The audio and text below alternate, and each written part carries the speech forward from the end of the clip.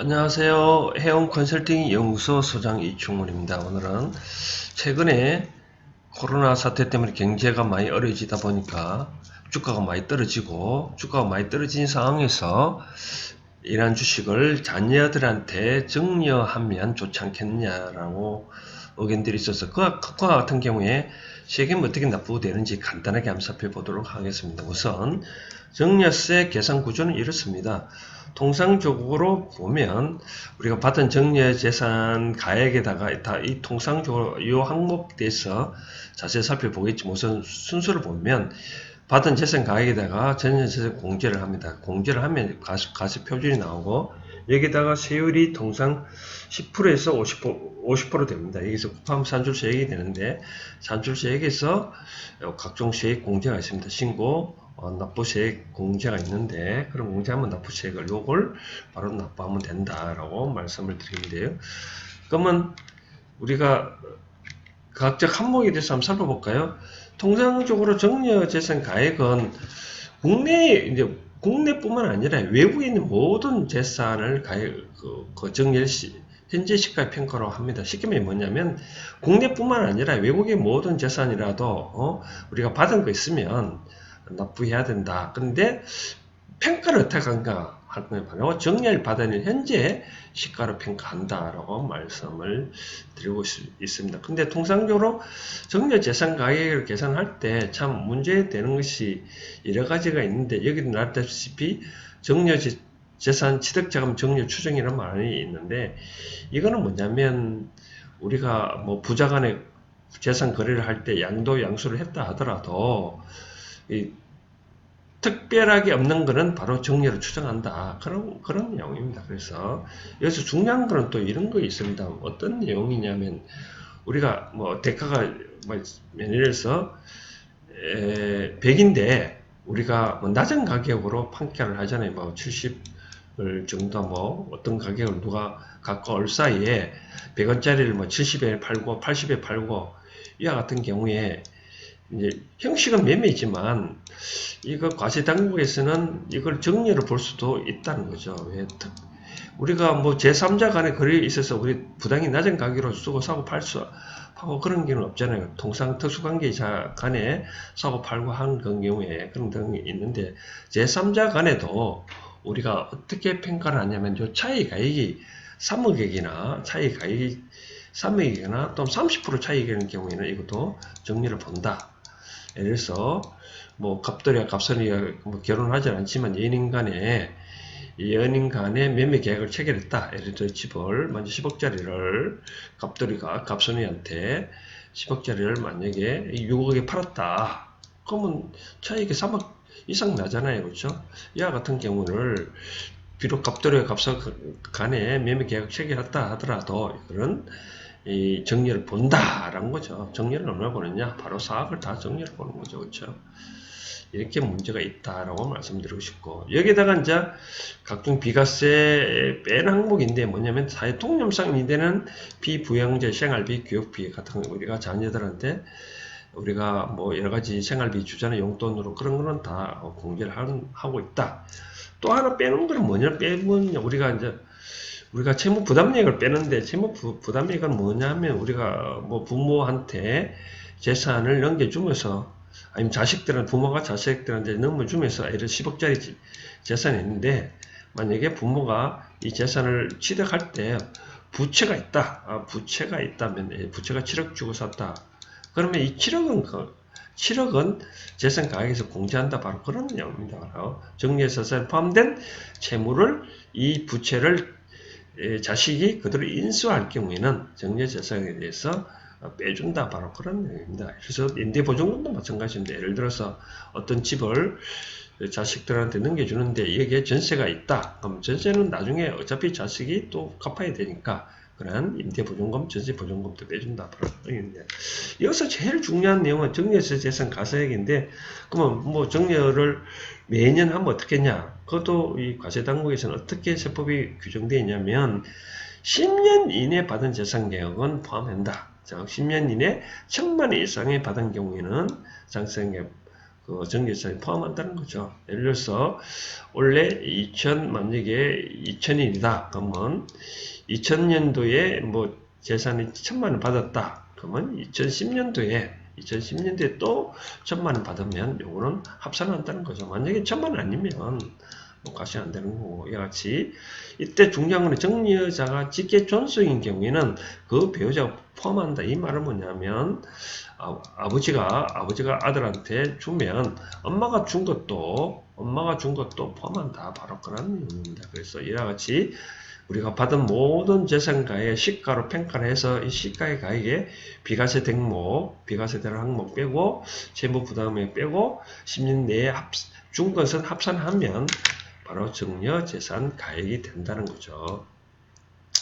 다음 항목을 볼까요? 이같이 이제 정려재산 가액에다가 이같이 정려재산 방금 그와 같이 가액에다가 공제를 하면 되는데, 이게 이제 우리가 좀 많이 이용하는 게 바로 정려재산 공제 때문인데, 정제자가 배우자 간에는 6억까지 많이 올랐죠, 그렇죠? 전에는 뭐 1억인가 그랬는데 지금은 저 배우자 간에 주고 받아도 6억까지는 정려재산을 공제해 준다. 그러니까 6억까지는 세금을 한 푼 안 낼 수 있다는 거죠. 직계 존속적 부모로부터 받은 경우에는 5천만 원까지 공제가 되고, 또 직계 빗속으로부터 받은 경우에는 또 5천만 원 또 받을 수 있다. 근데 이때 미성년자는 경우는 2천만 원밖에 안 됩니다. 미성년자는 2천만 원밖에 안 되고, 그 다음 직계 빗속, 존비속 아니면 기타 친족은 바로 1천만 원까지가 가능하다. 이때 기타 친족은 뭐냐면 6촌 이내 혈족 및 4촌 이내 인척을 포함합니다. 이때 위 재산 공제하는데 매년 한 게 아니라 바로 10년간 누계 한도를 기준하니까 10년 동안에, 이 말은 뭐냐면 부부간에 정리를 하더라도 10년 동안에 6억이 넘으면 안 된다는 거죠. 회피하려면. 직계 존비속간에도 만약에 5천만 원 넘으면 안 된다는 거죠. 여기서 그럼 직계 존비속 따질 때 양가를 어떻게 할 건가라고 하면, 양가를 따질 때 우리가 뭐 그런 말이 있습니다. 특수관계자의 거래를 할 때 양가는 친가, 즉 생가도 다 포함한다고 표현을 한가를 하기 때문에, 생가도 포함하기 때문에 특수관계의 거래를 따질 때 양가 부모뿐만 아니라 생가 부모도 따지기 때문에 생가 부모 관계도 우리가 양자인 경우에는 이런 혜택을 받을 수 있다라고 그런 말씀을 드리고 싶습니다. 그 다음 우리가 뭐 상속재 재산 낼 때 뭐 여러 가지 평가를 하잖아요. 비상장 주식도 평가도 해야 되는, 제가 이렇게 말씀드린 거는 최근에 주식을 정리하고 싶을 때 그때 이제 평가를 하잖아요. 그렇죠? 평가할 때 평가 수수료도 감해 준다. 그래서 비상장 주식은 대상 법인의 신용평가 기간별로 각 1천만 원도까지 뭐 해서, 우리가 감정평가할 때 한 업체만 할 수는 없잖아요. 그렇죠? 뭐 세개 업체에 감정기간 평가했다면 각 업체마다 1000만 원까지는 공제할 수 있다. 바로 그런 내용입니다.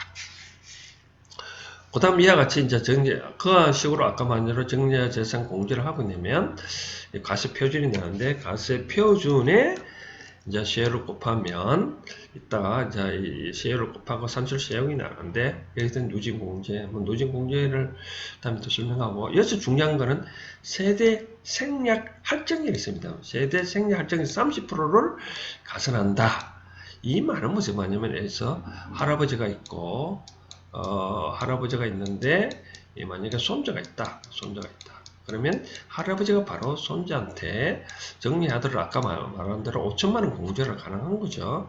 그렇지만 이때 바로 한 단계 띄고 정리하는 경우에는 바로 10%를 산출세액에서 가상한다는 거죠. 만약에 20억이 넘으면 40% 갈증한다는 거죠. 근데 여기서 중요한 거는, 만약에 할아버지 내한테 정리했는데 그동안 그 전에 만약에 아버지가 돌아가셨다. 그러면 이와 같은 경우에는 바로 아니다.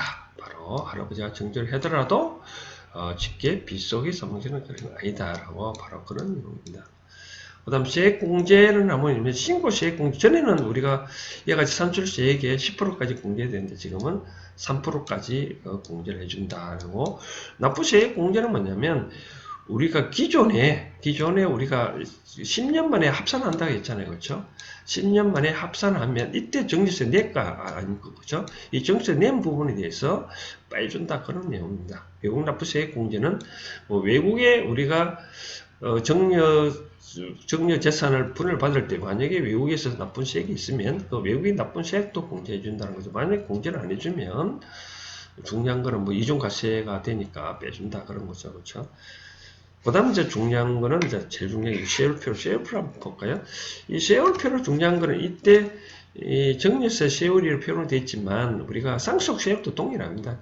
이 세율이 많이 좀 다운되는데 전에는 1억 원까지 10%, 뭐 2억 원까지 20%인데 지금은 아닙니다. 세율이 많이 과표가 좀 늘어나는데 1억 원까지는 10%, 그 다음 5억 원까지는 20%, 10억 원까지는 30%, 30억 원까지는 40%, 50억 초과는 50%다. 이거는 좀 과거에는 50억 초과 50%였는데 지금은 50억 초과 이럽니다. 이 누진공제 일치만 이면하는데 뭐 이거는 뭐 똑같습니다. 뭐 어떤 내용이냐면 우리가 5억을 받았다. 5억을 받았다면 5억에 대해서 다 20%를 정리세나 상속세 떼는 게 아니라 5억 중에서 1억 원까지는 10%를 하고 그 다음 1억 초과 금액만 있으면 20%거든요. 이렇게 해보면 1억 곱하기 10%를 하면 우리가 얼마죠? 그렇죠. 1000만 원이죠. 그렇죠. 그 다음 1억 초과 그 다음 만약에 5억이면 4억 되잖아요. 그렇죠. 4억은 플러스 20%면 얼마죠? 8천만 원이죠. 그렇죠. 8천 합하면 9천만 원 세금 내는데 이렇게 뭐 복잡하게 계산하나 바로 내가 받은 금액이 만약 1억 넘었다 5억까지면 바로 20% 하고 빼기 1천만 원하고 똑같은 거죠. 예를 들어서 5억 곱하기 20% 하면 5열 그럼 1억이 되잖아요. 그렇죠? 1억에다가 1천만 원 빼면 역시 9천만 원 됩니다. 이와 같이 이렇게 된다라고 생각하시면 됩니다. 그래서 결론적으로 모습하면 1억까지는 10%, 1억 초과 5억 원 이하 부분은 20%다. 5억 초과 10억 이하는 30%다. 그 다음 30억까지는 40%, 3억 10억 초과는 50%다. 그래서 현재 주식이 뭐 상장 주식 같은 경우는 많이 지금 뭐 주가 지수가 많이 떨어지는 상황에서 주식 많이 떨어졌잖아요. 그렇죠? 그와 같은 경우에는 바로 이와 같이 정리를 하면 합법적으로 세율을 또 세액 공제가 가능하다라고 말씀을 드릴 수가 있습니다. 자, 정리를 하자면 자, 바로 여기서 제일 중요한 거는 정려재산 공제가 아까 말한 대로 부부간에는 6억까지 가능하고 자녀끼리는 이제 5천만 원까지 가능하다. 근데 미성년자는 2천만 원까지 가능하다는 거죠. 그 다음 세율이 많이 다운됐다. 아까 말한 대로 1억 원까지는 10%다. 그 다음 5억 원까지는 20%다. 라고 이렇게 세율이 정해졌다는 걸 참고하시면 될 것 같습니다. 뭐 도움이 되는지 모르겠지만 이와 같이 정려세 잘 계산해가지고 이 중요한 건 10년간 합산한다는 거죠. 10년간 또 10년마다 한 번씩 정리를 해야지 매년 정리를 하다 보면 이와 같이 산출세액이 나을 수 있다는 것을 염두에 두시면 됩니다. 이상입니다.